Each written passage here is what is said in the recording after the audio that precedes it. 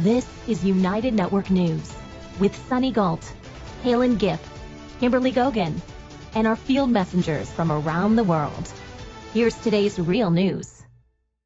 Have you ever wondered where all of our trash ends up?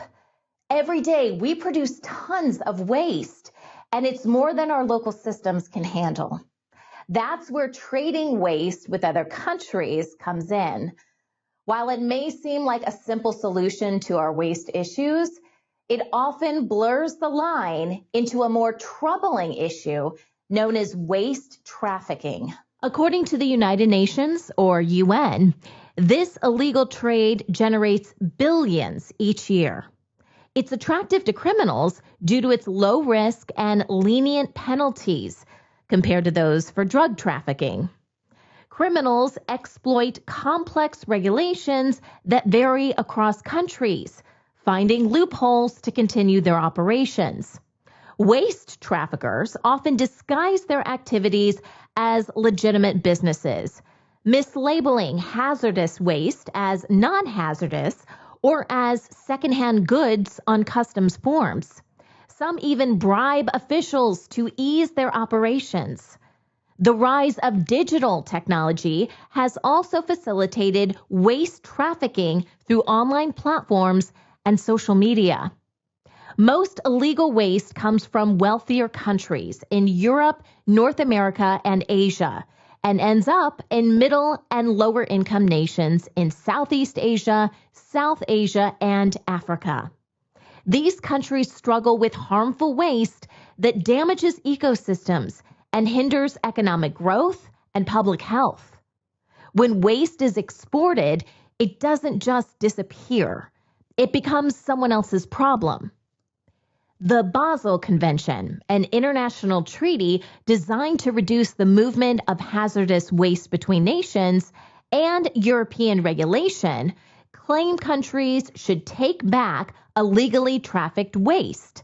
But in reality, that doesn't happen, because the responsibility gets passed around between authorities. A city of containers, the port of Naples. It's one of several ports in Europe through which exporters send their e-waste to the developing world. This is also the front line in the battle against illegal waste traffickers. And there is intelligence that this container may not contain what it says it does. This is destined to Africa. Luigi Garotto is an anti-fraud investigator. He's working with Rodolfo Squotto, a customs official from Naples port. So what's that? Compressor for air conditioning or electric part of cars. So that's electronic goods. Electronic goods. Exporters are required to declare what is in each container so that authorities can make sure no illegal goods are being exported. This consignment was declared as personal goods going to Africa. Clearly, they are not personal goods. As soon as you see something like this, it's highly suspicious. Yeah. Because if all the stuff inside is used stuff but reusable, you don't pack like this. It can be broken. Dealing with plastic waste and e-waste, which is 30% plastic, is a challenge, even for high-income countries, which is why they have been exporting it to the developing world. Not all exports happen legally, though.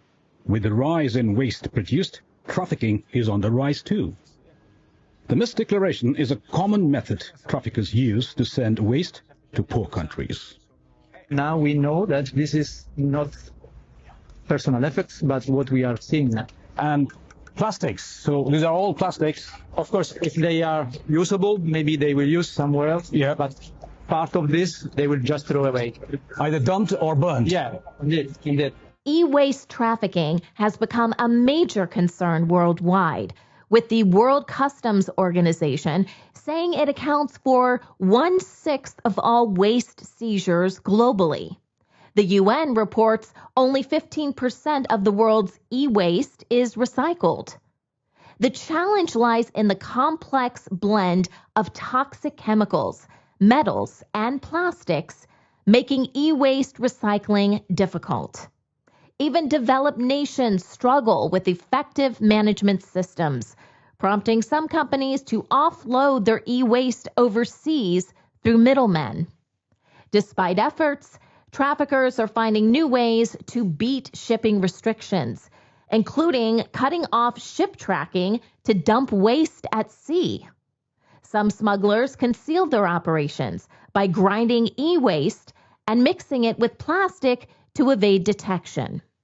In the UK, officials say e-waste, which is supposed to be reused, is often getting dismantled for precious metals and then illegally burned in places like Ghana.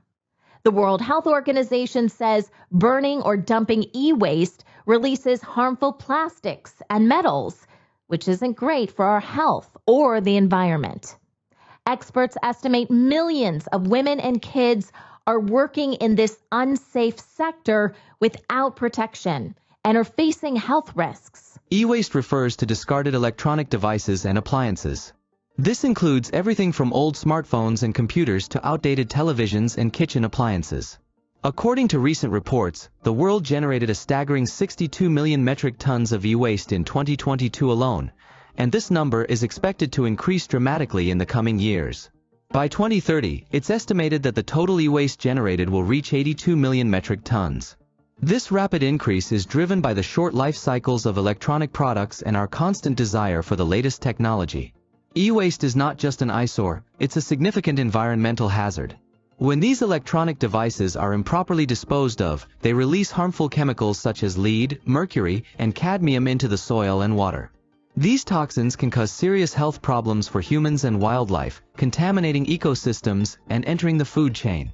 Take, for example, lead, a toxic metal commonly found in e-waste. It can damage the nervous system, kidneys, and reproductive system. Mercury, another harmful substance, can cause brain damage and developmental issues, particularly in children. Many of our discarded electronics end up in developing countries, where they are often dismantled by hand in unsafe conditions. Workers, including children, are exposed to dangerous substances without proper protection. This not only poses serious health risks but also perpetuates cycles of poverty and exploitation. Beyond immediate health and environmental harm, waste trafficking also disrupts efforts toward a circular economy, which tries to reduce waste by promoting the reuse, recycling, and repair of materials. This illegal trade keeps materials out of this cycle, increasing the demand for new resources. Countries in Asia and Europe are working together to close loopholes, allowing criminals to disrupt the economy, with the European Union updating its waste shipment regulations to reduce illegal exports and improve enforcement. Starting January 2025, the Basel Convention will require clear declarations and permission for e-waste transfers. However, leading exporters like the U.S. have not ratified this treaty, which allows trafficking to continue. Illegal waste trafficking causes a lot of issues for communities, but having well-regulated waste management in place is key to reducing environmental harm. Advanced technologies can greatly improve how we handle this issue. Waste-to-energy methods are gaining popularity as an innovative way to tackle waste and generate energy. The most common technique, incineration, involves burning waste at high temperatures to produce heat for electricity or building heating, with leftover ash typically sent to landfills. This is a building, a ski slope, and a waste-to-energy plant all simultaneously. This building in Copenhagen, the cleanest in the world, is a park that transforms waste into energy. It provides electricity to 90,000 homes and enhances the city's well-being. Over 250 garbage trucks arrive daily, and the trash is dumped into a bunker, burned in furnaces, and converted into steam to drive turbines. The steam passes through tanks to remove pollutants, releasing only water vapor. The park offers spaces for gathering and sports, including the world's tallest climbing wall, an elevator with city views, a ski slope, walking trails, and a perimeter of 200 trees. This park demonstrates the opportunity to efficiently manage waste and create an incredible public space in Copenhagen. Tackling illegal waste trafficking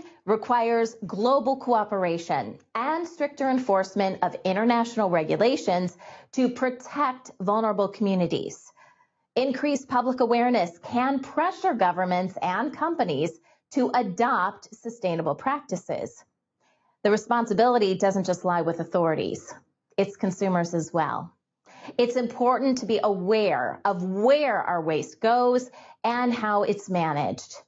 Making conscious choices about what products we buy and how we dispose of them can make a significant impact in reducing the demand for illegal waste trade. Mouthwash has been a staple of oral hygiene routines, promising fresher breath, a healthier mouth, and protection against plaque and bacteria. But how beneficial are the ingredients in mouthwash? And should you include it in your daily routine? Unlike brushing or flossing, using mouthwash is quick and easy. A 30-second rinse can fit seamlessly into the busiest routines. And it's hard not to get sucked into all the marketing hype. Popular mouthwash brand Listerine says it kills 99% of germs that cause bad breath, plaque, and gingivitis. That may sound good, but that also means it's killing all the good bacteria in your mouth. There are more good bacteria in your mouth than there are people on this planet. This oral bacteria is important for your health. It's part of your microbiome, the community of organisms that live in and on your body. These good bacteria help with things like keeping your blood vessels flexible and even lowering your blood pressure. So it makes you wonder, could using mouthwash be disrupting this delicate balance, causing more harm than good? Do you think it's a good idea to kill 99% of your germs? The term germs was a marketing term invented to give a bad rap to bacteria. 99% of bacteria are actually beneficial, and they work with our bodies to keep us healthy and balanced. The oral microbiome is a collection of bacteria that are mostly good, with a smattering of some bad guys in there. The problem with using these types of mouthwashes is that they get rid of almost all of the bacteria. And this gives an opportunity for the bad bacteria to overgrow and throw our whole body out of whack and out of balance. The fact that Listerine kills germs and bacteria isn't surprising. Did you know Listerine was once marketed as a surgical antiseptic and a powerful floor cleaner? Now you can find it in most drugstores, supermarkets, and online retailers. A lot of dentists are also recommending it on social media. Just search for the hashtag Listerine partner. Oh, and that stinging sensation you feel as you swish, that's alcohol. It's found in many mouthwashes, although you may have to search for it on the label. It's sometimes listed as an inactive ingredient. But don't be fooled. This alcohol is doing a lot more than killing bacteria in your mouth. As a hygienist and a clinician, I will never recommend Listerine for a variety of reasons, but one of the biggest ones is a lot of their products have a really high percentage of alcohol in them. Alcohol is going to create a very acidic pH in your mouth, which is the opposite of what we want. We want a nice neutral pH so we have a good balance of good bacteria and bad bacteria. So in addition to the pH being really acidic, it's also going to dry out both your tissues, like your cheeks, your tongue, your gums, as well as the enamel of your teeth. So as it's drying out all the soft tissue, it's going to actually create more dry mouth issues, which is what we call halitosis. And this means that essentially we've killed all the good bacteria, that bad bacteria is taking over, and that's going to create a bad smell or a bad taste in your mouth. And then as we're drying out your enamel, we're making it more brittle, which is going to cause more fractures. And a lot of them have dyes in them, like a blue or purple. So it actually kind of dyes your teeth a little bit as well. So at the end of the day, say no to alcohol in your mouthwashes. We know that you love that clean, burning sensation. You're not doing anything helpful. But maybe you're one of those people who loves their mouthwash routine and the fresh feeling it gives you. You may not be entirely ready to give up mouthwash, and that's okay. There are also natural mouthwashes that offer a gentler, chemical-free option for maintaining oral health. They typically use plant-based ingredients like tea tree oil, aloe vera, peppermint oil, and clove oil to provide antibacterial and soothing benefits, helping to freshen breath and reduce inflammation without the harsh effects of alcohol or artificial chemicals. You can even make your own at home. If you have a bit more time, you may want to ditch your mouthwash and try oil pulling instead.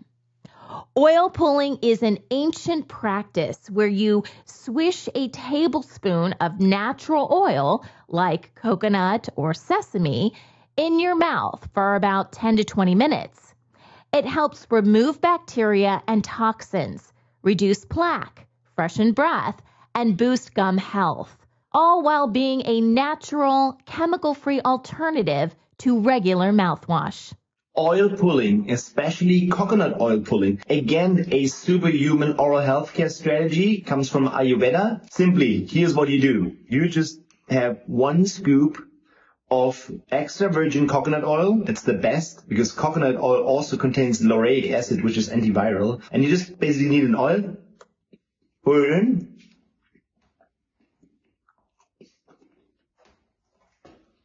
swish it around for at least 5 minutes, and then make sure to spit it out because it will contain a lot of bacteria, a lot of debris, a lot of toxins, and it's also soothing to your gum, helps with leaky gum, and just basically your whole immune system. Classic Ayurvedic strategy.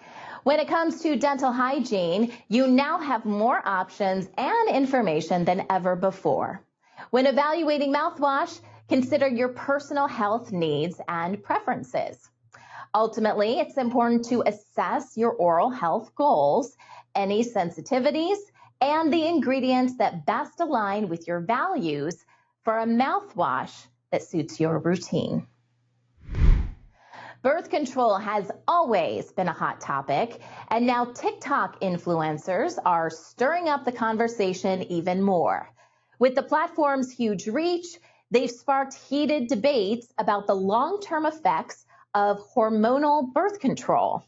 It's got people wondering what's actually true and what's just trending. There are several types of hormonal birth control methods, including the implant, intrauterine device, injections, pills, vaginal rings, and skin patches. Birth control pills, often dubbed the pill, are most commonly associated with preventing pregnancy, but they can also help with menstrual symptoms like irregular periods, premenstrual syndrome, endometriosis, and others. Most birth control pills contain synthetic estrogen and progestin, a synthetic form of the natural hormone progesterone, which mimics the hormones in your body. Once you take the pill, these synthetic hormones reach your brain and act as endocrine disruptors, causing the production of natural hormones to turn off, preventing ovulation and thinning the uterine lining. Planned Parenthood says the pill is about 93% effective in real life, which means about 7 out of every 100 women using the pill might get pregnant each year. Like with any other medication, hormonal birth control may have a range of side effects. Common side effects include nausea, weight gain, mood changes, migraines, and breast tenderness. Some people may experience changes in their menstrual cycle, such as irregular spotting or missed periods. More serious side effects include increased risk of blood clots, hypertension, or heart issues, particularly among smokers or those with a history of cardiovascular problems. So I wanted to share my opinion as a naturopathic and functional medicine doctor on the oral contraceptive pill. The first major problem with the pill is that it depletes key vitamins and minerals, including B vitamins as well as magnesium. These nutrients are crucial for energy metabolism as well as mental health, and the depletion of these nutrients can result in fatigue as well as anxiety and depression. The second problem is that they can cause weight gain because the estrogens in the pills can increase appetite as well as fluid retention. This is compounded by the fact that a depletion in the B vitamins can slow the body's metabolism and contribute to weight gain. The third problem is that the pill disrupts the healthy bacteria in the gut, which leaves women more susceptible to yeast infections. Birth control pills can also affect your brain and mental well-being. To feel happy and healthy, it's important to have balanced hormones, which natural hormones achieve by binding specifically to their respective receptors without cross-reactivity. Synthetic hormones like progestins can bind to multiple receptors, potentially causing hormonal imbalances and side effects, as seen with some birth control pills. A study in 2019 showed women on the pill have a hypothalamus that's about 6% smaller than those who don't take it. Danish scientists found women on the pill are 23% more likely to start using antidepressants, and 16 to 56% report feeling depressed because their serotonin levels drop. These pills can also raise your cortisol and lower testosterone, which can impact sexual and mental health over time. A UK study published in 2023 shows both progestogen only and combination contraceptives may increase the risk of breast cancer by 20 to 30% for current or recent users. Depo-Provera, a Pfizer contraceptive injection, may increase brain tumor risk, and Pfizer is being sued for not warning users. It's been FDA approved for more than 30 years, but the U.S. label doesn't mention this risk, unlike the European Union and UK labels. And the lawsuit cites a 2024 British Medical Journal study supporting these claims. Several similar lawsuits have been filed recently in California and Indiana. According to studies, past use of oral contraceptives was associated with a 12% increased risk of invasive breast cancer. If a woman is currently using any form of oral contraceptive, it's associated with a 33% increased risk of developing breast cancer. And also, if somebody is using the specific birth control known as triphasic preparations, such as levonorgestrel, that's associated with a over 200% increased risk of developing cancer compared to non-birth control users. What happens when you decide to stop taking the pill? It might not be as straightforward as you'd expect. Some women notice mood swings, anxiety, and even depression after stopping hormonal birth control, what's often called post-birth control syndrome. If you're using the pill to manage irregular periods or conditions like endometriosis, remember that it's just a temporary fix. Once you stop, those issues might come back. If you've been on the pill for a while, it might take a few months for your hormones to balance out again, and hormone supplements might be beneficial during this time. If staying on the pill is your best option, ask your doctor about natural progesterone or testosterone to help you feel your best. Whatever symptoms you run into, open communication with your healthcare provider is key. They can help you figure out whether you need a different type or brand of birth control or perhaps a non-hormonal option altogether. I always noticed that you were not allowed to criticize the pill, period. And now I feel like maybe we were played a little bit. You've got the pill, and it just goes hand in hand with the rise in the hand of industrial agriculture. You know, the spraying of these pesticides. You've got these medications that are literally shutting down the hormones in the female body that create this cyclical life-giving nature of women. We basically told women these hormones don't matter. Your ability to create the most miracle of any miracles, which is create life, just shut it down. There's no impacts. Your cycle and having these hormonal cycles is part and parcel with our health in every possible way, and also with the miracle of creating life. And so for years, you just lose the biofeedback of what's happening with your cycle. It is one of the key barometers of female health. How is your cycle doing? Is it regular? Is it heavy? And we just shut it down and say there's no repercussions for that, which I think gets to a larger issue, which is a disrespect of life. Choosing the right birth control can be challenging, but knowing the effects and potential side effects can guide you to the best option for your needs. It's important to remember that there's no one-size-fits-all solution. What works for one person may not be right for you. Whatever you decide, just make sure your health and well-being come first. The Silver Swans program by the Royal Academy of Dance enables seniors to enjoy dance taught by professionals. This successful initiative even appeared on UK morning television. UNN Field Messenger Alicia brings us more on this unique program and its benefits. Hello, this is Alicia, Field Messenger for United Network News. I'm here in Surrey, England, in the village of Cobham, and we're going to go meet some silver swans.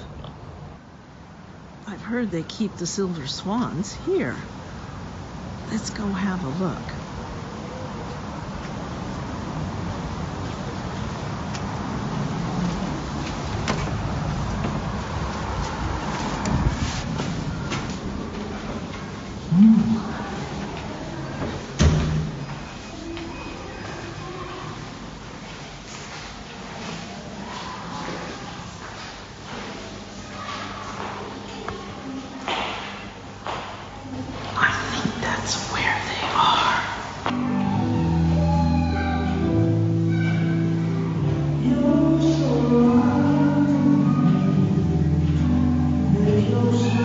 To our Silver Swans class. My name is Raquel Ashton and I'm a Silver Swans licensee. Silver Swans was piloted at the Royal Academy of Dance in London in 2016 and it was launched in 2017, and it's based on research on dance for older learners. Its benefits are extensive. So it helps with balance, mobility, strength, flexibility, well-being, as well as the social aspects of the class, meeting other people and working together, going for coffee after class. So it creates a lovely environment for our learners.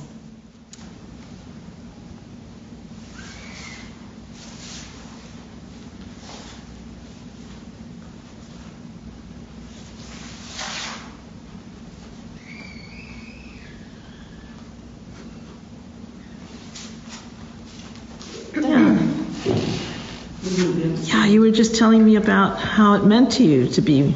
It does mean so much to all of us.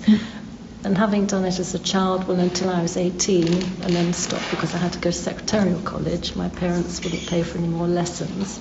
To be able to come and to do this and have that same feeling again, there aren't words to say it. So, thank you, Raquel. It's wonderful to do it.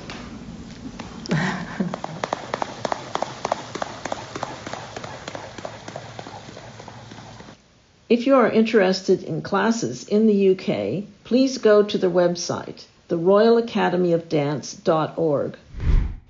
In Summertown, Tennessee, people gathered to celebrate the power of dance and music as a universal language. UNN Field Messenger Kathleen captured the essence of this event. Hello, this is Kathleen, Field Messenger reporter in Summertown, Tennessee.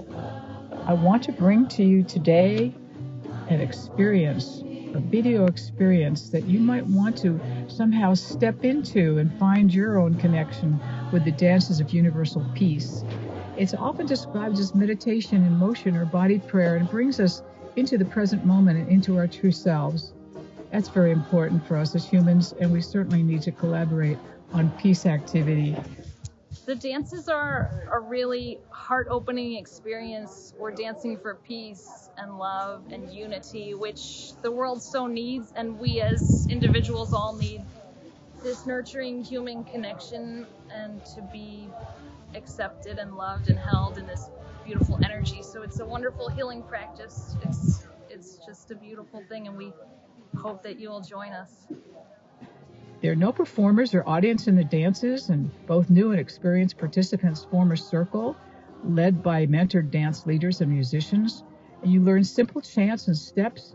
Our moving prayers are supported with delightful live music. The dances have been in existence for 50 plus years with hundreds of circles across the world. So I hope that you enjoy these videos and feel the peace that it was generated in these activities. It was a 3-day gathering of the North American Dancers for Universal Peace.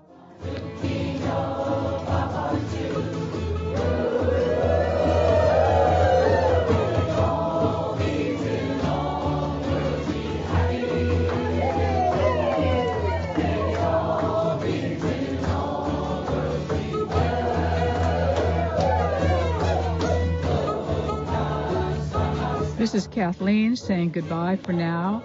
Thank you for watching. I hope it helped you have a better day. The Jewel of the Land Festival is an annual event held at an enchanting village in Amsterdam. UNN Field Messenger Shanti Devi shares insights from their 50th celebration.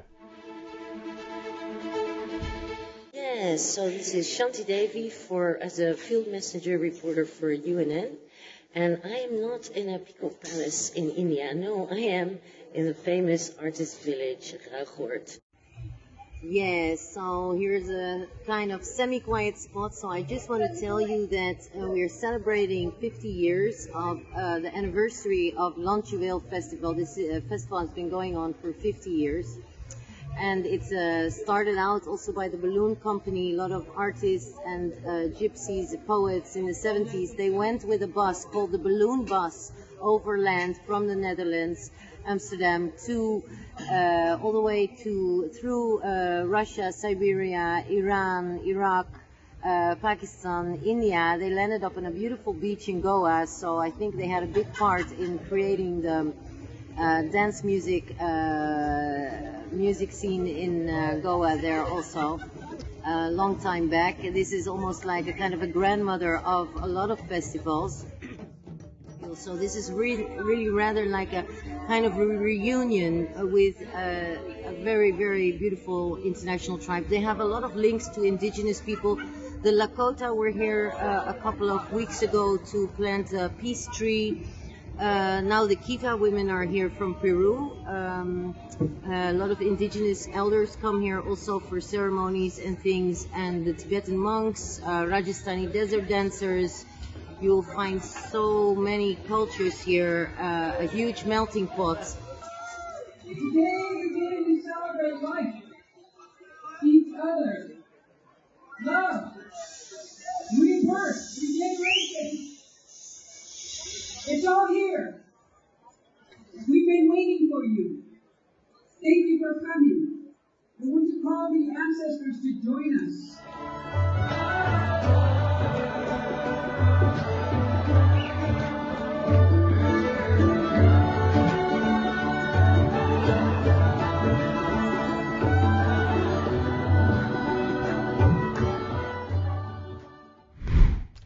Are you ready to change the world? Take the next step and join our weekly Field Messenger meetings. Learn more at unitednetwork.earth. I am United Network News, and so are you.